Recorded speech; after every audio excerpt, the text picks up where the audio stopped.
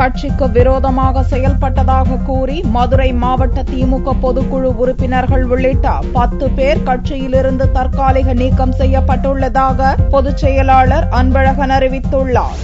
திமுக தென்மண்டல அமைப்பு செயலாளராக இருந்த மு. அழகிரி கட்சிக்கு விரோதமாக செயல்பட்டதாக கூறி முதலில் தற்காலிகமாகவும் பின்னர் நிரந்தரமாகவும் நீக்கப்பட்டார். இந்நிலையில் திமுக பொதுச் செயலாளர் அன்பழகன் வெளியிட்டுள்ள அறிக்கை ஒன்றில் கட்சி கட்டுப்பாட்டை மீறி கட்சிக்கு அவப்பெயர் ஏற்படுத்தும் வகையில் நடந்து கொண்டதாக கூறி அழகிரியின் ஆதரவாளர்கள் தற்காலிக நீக்கம் செய்யப்பட்டுள்ளனர். மதுரை மாநகர் திமுக பொதுக்குழு உறுப்பினர்கள் ஆர். கருப்பசாமி, டி. சுப்புலட்சுமி மற்றும் எம். உதயகுமார், ப. Gopinathan, MISA M. Pandian, N. Sivakumar, க. Isakkimuthu, R. S. Ramalingam, V. N. Murugan, முன்னாள் எம்எல்ஏ கௌஸ் பாஷா ஆகியோர் கட்சியின் உறுப்பினர் உள்ளிட்ட அனைத்து பொறுப்புகளிலிருந்தும் தற்காலிக இடைநீக்கம் செய்யப்படுவதாக அறிவிக்கப்பட்டுள்ளது.